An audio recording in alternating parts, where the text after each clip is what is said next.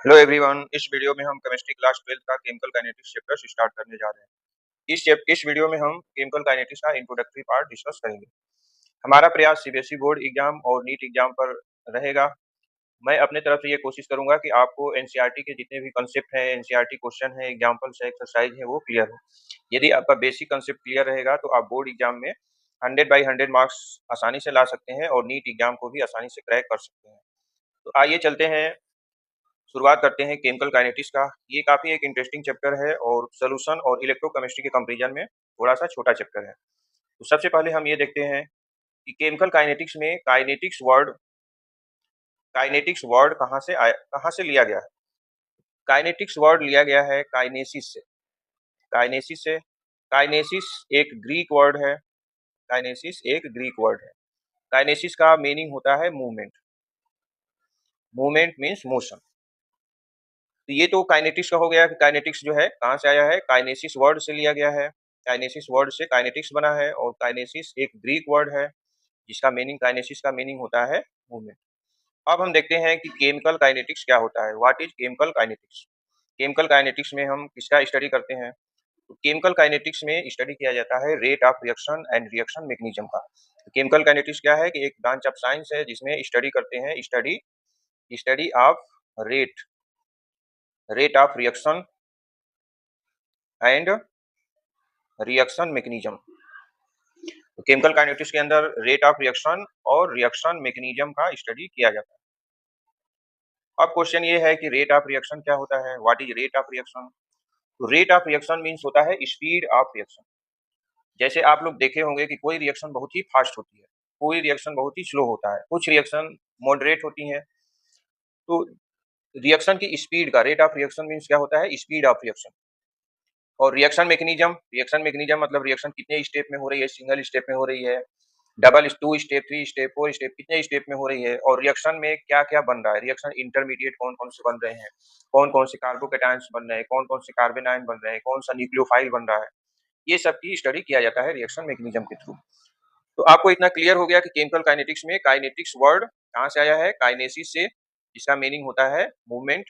Kinesis एक Greek word है। Chemical kinetics क्या होता है, केमिकल काइनेटिक्स में किसका स्टडी किया जाता है, study of rate of reaction and reaction mechanism का। रेट ऑफ रिएक्शन से क्या मीनिंग होता है, rate of reaction means speed of reaction.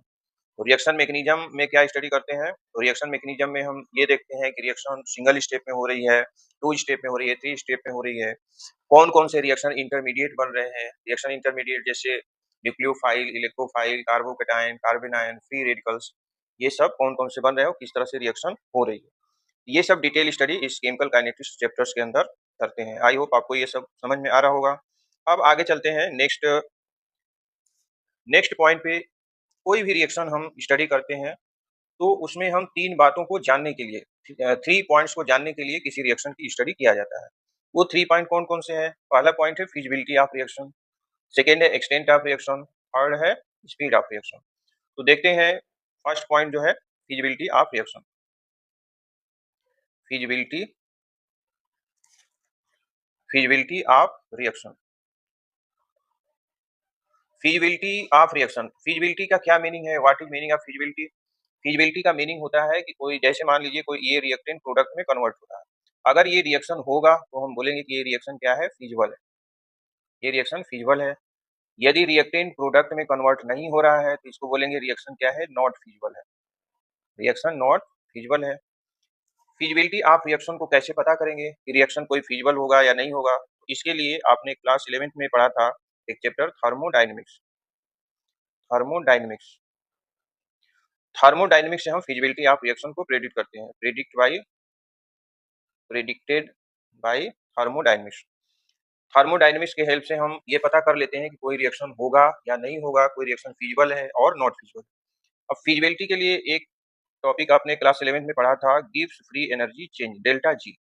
उसमें बताया गया था कि यदि डेल्टा जी की वैल्यू लेस देन 0 है और डेल्टा जी की वैल्यू क्या है, निगेटिव है, तो इस कंडीशन में रिएक्शन जो है स्पॉन्टेनियस होगा।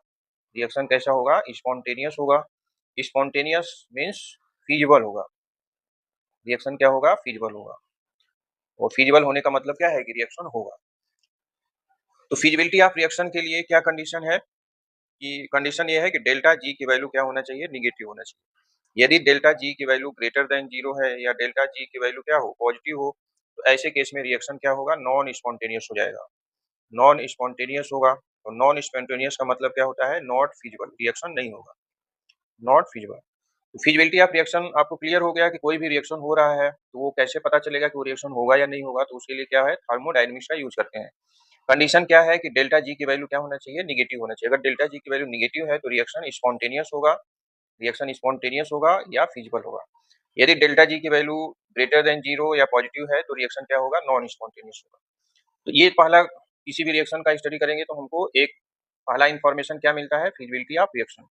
अब देखते हैं सेकेंड सेकेंड इंफॉर्मेशन हमको क्या मिलेगा। तो जो सेकेंड इंफॉर्मेशन मिलता है वो extent of reaction, extent of reaction. Extent of reaction को कैसे हम पता करेंगे, तो एक्सटेंट ऑफ रिएक्शन को प्रेडिक्ट किया जाता है, predicted by chemical equilibrium, chemical equilibria.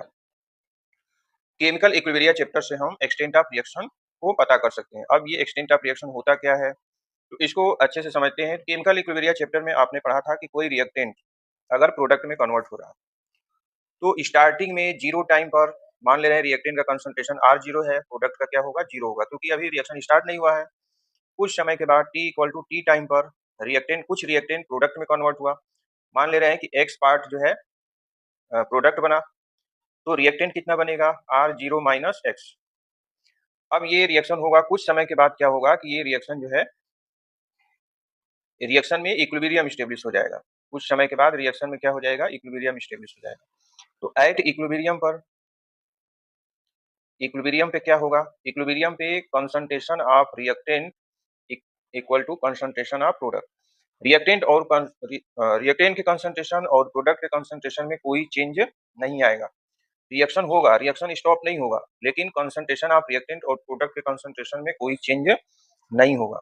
और क्या होता है, rate of forward reaction, rate of forward reaction, rate of forward reaction equal to rate of backward reaction, rate of backward reaction, ऐसा होता है। तो इक्विलिब्रियम पे कंसंट्रेशन ऑफ रिएक्टेंट और प्रोडक्ट में कोई चेंज नहीं होगा, और रेट जो है, रेट फॉरवर्ड और बैकवर्ड क्या होगा, इक्वल। जैसे देखिए ये जो है, ये फॉरवर्ड रेट है, ये रेट ऑफ फॉरवर्ड है, और ये जो है रेट ऑफ बैकवर्ड। तो फॉरवर्ड और बैकवर्ड का rate equal. Extent of reaction में हम क्या पता करते हैं, एक्सटेंट ऑफ रिएक्शन में ये पता करते हैं कि कितना रिएक्टेंट प्रोडक्ट में कन्वर्ट हुआ, इक्विलिब्रियम स्टेब्लिश होने से पहले कितना रिएक्टेंट प्रोडक्ट में चेंज हुआ, इसी को एक्सटेंट ऑफ रिएक्शन बोला जाता है। तो ये सेकेंड एस्पेक्ट है। जैसे किसी भी रिएक्शन का स्टडी करेंगे तो पहला क्या एस्पेक्ट हमको जानने को मिलेगा कि रिएक्शन फिजिबल है या नहीं है। सेकेंड सेकेंड इंफॉर्मेशन क्या मिलेगी, एक्सटेंट ऑफ रिएक्शन, कितना रिएक्टेंट प्रोडक्ट में कन्वर्ट हुआ इक्विलिब्रियम स्टेब्लिश होने से पहले।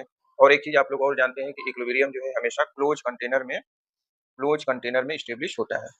थर्ड एस्पेक्ट देखते हैं। थर्ड एस्पेक्ट जो है केमिकल, थर्ड एस्पेक्ट है स्पीड, स्पीड या रेट, रेट ऑफ रिएक्शन। तो स्पीड या रेट ऑफ रिएक्शन जो है किससे पता करते हैं, प्रेडिक्टेड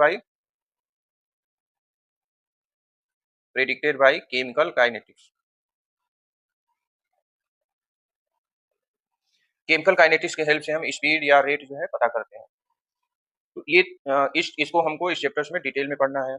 अब देखते हैं कुछ प्रैक्टिकल एप्लीकेशन जो एनसीईआरटी बुक में दिए गए हैं।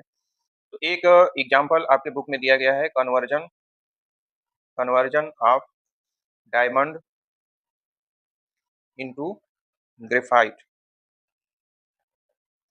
तो देखो इसमें बताया गया है कि थर्मोडायनेमिक्स डाटा के अकॉर्डिंग, थर्मोडायनेमिक डाटा, इसके अकॉर्डिंग ये बताया जाता है कि डायमंड ग्रेफाइट में कन्वर्ट होता है, डायमंड चेंज इनटू ग्रेफाइट।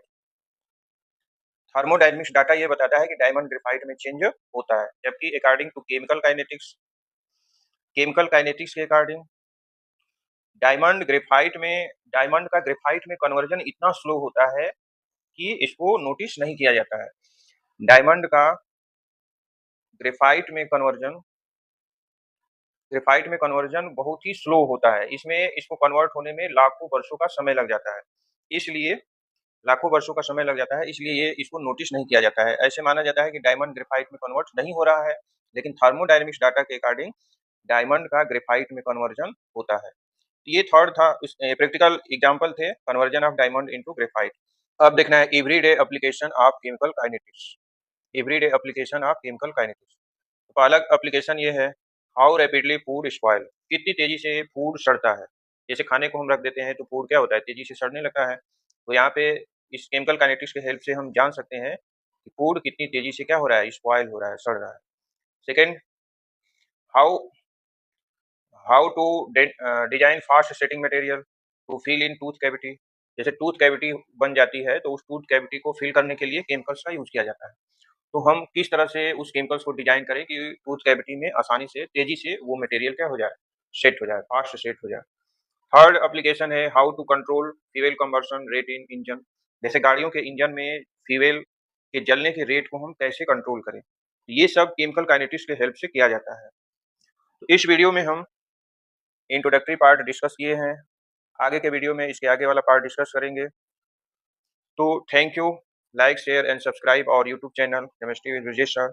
इसके आगे नेक्स्ट वीडियो में हम मिलेंगे, तो बाय।